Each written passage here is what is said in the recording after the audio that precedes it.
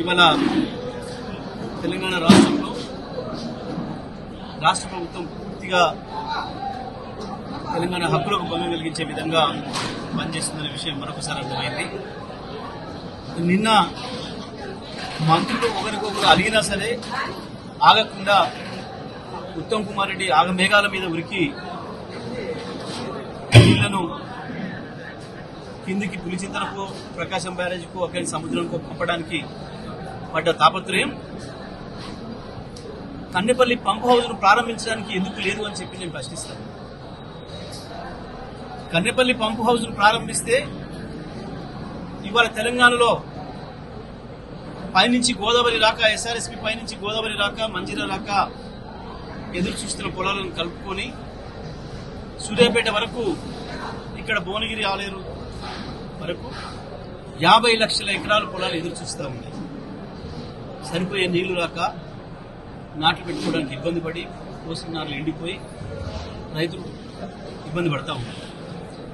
కాళేశ్వరం కట్టిందే కేసీఆర్. ఇటువంటి పరిస్థితి ఎదురైనప్పుడు ఆ నీళ్లను వెనక్కి తీసుకోవడం కొరకు, పైకి తీసుకుపోవడం కొరకు కట్టారు. కానీ నీళ్లను ఆంధ్రాకి ఇచ్చేంత ఉత్సాహం తెలంగాణ రైతులకు ఇచ్చే పరిస్థితి కనబడతలేదు ఇవాళ ఈ రాష్ట్ర ప్రభుత్వం. నేను ఉత్తమ్ కుమార్ రెడ్డి గారిని ఒకటే మాట అడుగుతున్నా. నిన్ను గెలిపించిన, నీకు మంత్రి పదవి ఇచ్చిన నల్గొండ జిల్లా ప్రజలపైన లేని ప్రేమ, తెలంగాణ ప్రజలపైన లేని ప్రేమ, నీకు ఎందుకు ఆంధ్రాకు నీళ్లు పంపించడానికి అంత ఎక్కువగా ముందుకొస్తుంది? హెలికాప్టర్ తీసుకొని ఆగమేఘాల మీద ఉరికి నువ్వు అక్కడ నీళ్ళెత్తి గేట్లెత్తి చేసిన పనేంది?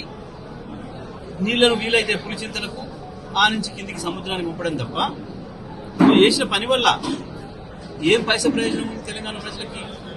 ఆ హెలికాప్టర్ ఖర్చు కూడా దండగా తప్ప ఏం అవసరం ఉండే? అక్కడ డీఈకి చెప్తే లేపేటోడు.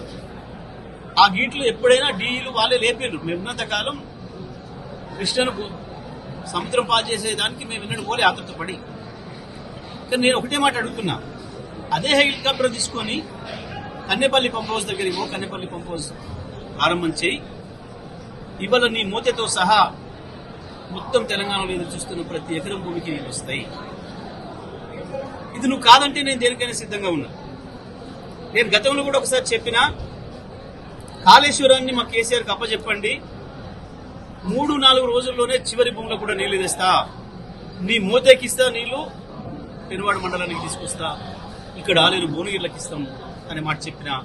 ఇప్పుడున్న పరిస్థితులలో ఎస్ఆర్ఎస్పీ కూడా ఇస్తాం, మల్లన్న సాగర్ కొండపోచమ్మతో సహా వెనుకకు తీసుకుపోయి ఎస్ఆర్ఎస్పీలో కూడా పోస్తాం. ఎస్ఆర్ఎస్పీ ప్రాంతంలో ఉన్న ప్రతి ఎకరాన్ని కూడా నీళ్లు అందిస్తాం.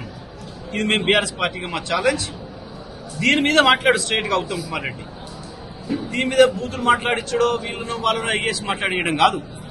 నేను అడుగుతున్న ఈ మాట పైన, ఈ ప్రశ్న పైన సమాధానం చెప్పు. నువ్వు నిన్న కృష్ణమ్మను కిందికి పంపడానికి ఎంత ఉత్సాహపడ్డావో, కన్నెపల్లి నుంచి గోదావరిని తెలంగాణ పొలాలకు తీసుకురావడానికి దాంట్లో ఒక 10 పైసలు పనిచేయి.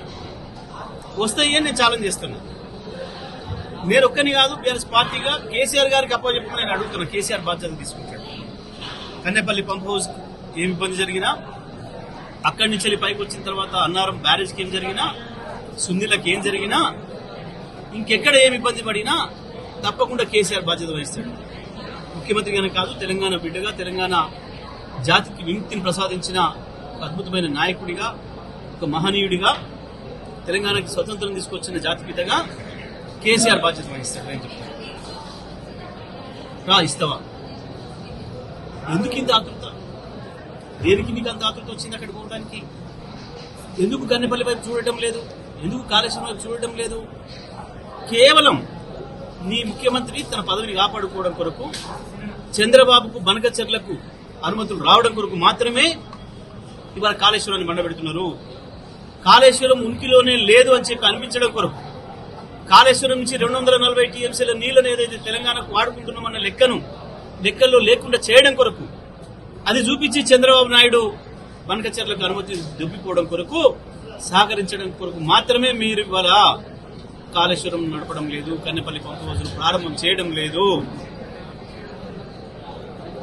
మీరు చేసేది ఆరోపణ కాదు, నేను నిజం మాత్రమే మాట్లాడుతున్నా. మేము మళ్ళీ చెప్తున్నాం, ఇవ్వండి కాళేశ్వరాన్ని మా చేతికి. 4 రోజుల్లో అటు ఎస్ఆర్ఎస్పీ తీసుకుపోతాం, ఇటు కొండపోచమ్మ తీసుకొస్తాం, అటు చివరికి పెనుపాడు మండలానికి మీ మొత్తపడలకు తీసుకొస్తాం. నేను ఇదే మాట మళ్ళీ చెప్పిన. లేదు అంటే మీరు తెలంగాణ ద్రోహులుగా శాశ్వతంగా మిగిలిపోతారు. నీ రేవంత్ రెడ్డి చేస్తున్న దొంగతనాన్ని బయటపెట్టు. రేవంత్ రెడ్డి ఎప్పుడైనా మొదటి నుంచి సమైక్యాంధ్ర చేతిలో కీలుపొమ్మనే, తన పదవుల కొరకు, తన డబ్బుల కొరకు ఎటువంటి దుర్మార్గానికైనా పాల్పడతాడు, ఎటువంటి ద్రోహానికైనా పాల్పడతాడు రేవంత్ రెడ్డి. కనీసం నువ్వు, నీకు ఏమాత్రం కొంచెం తెలంగాణ పట్ల ప్రేమ ఉన్నా మాట్లాడు దానిపైన. మేము మాట్లాడిన దానిపైన స్పందించు, లేదా నువ్వు తిరుగుబాటు చేయి. నీ ముఖ్యమంత్రి మాటలు తప్పు అని చెప్పి నిరూపించు, తెలంగాణ బిడ్డగా అనిపించుకోను. లేదు అంటే నువ్వు కూడా తెలంగాణ ద్రోహుల లిస్టులోనే చేరుకో. రేవంత్ రెడ్డి కుట్రలో నువ్వు భాగస్వామ్యం అవుతున్నావు.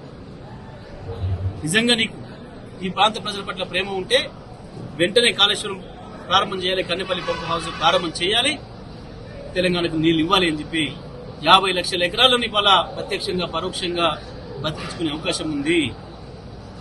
ఈ కట్టిన ప్రాజెక్టులన్నీ ఖాళీగా ఉన్నాయి, మొత్తం చెరువులన్నీ ఖాళీగా ఉన్నాయి. 5-6 జిల్లాలలో చెరువులు నింపుకునే అవకాశం ఉంది. కేసీఆర్ కట్టిన ప్రాజెక్టులన్నీ, రిజర్వాయర్లన్నీ ఖాళీగా ఉన్నాయి. మా బసవాపూర్ కావచ్చు, కందమల్ల కావచ్చు, కొండపోచమ్మ కావచ్చు,